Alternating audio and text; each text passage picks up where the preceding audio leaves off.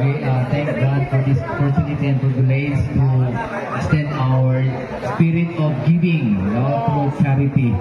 Actually, I would like to present my group. Gigamis sa Command for Orderly and People's Society International Police Auxiliary, non-combatant. And at the same time, I am one of the CEO President. At the same time sa Blessed Shine Charity Foundation.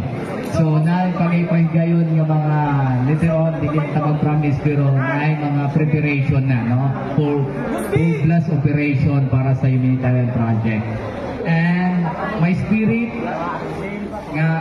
spirit of joy to serve the community as long as everybody is happy, So akong ginapasalamatan ang tanan. I would like to extend my thanks sa tanang mga different commands and regions nga naka-live karon sa atong mga vloggers pa mo. Thank you so much for this great opportunity. Yours truly, servant, Director Richard Romero.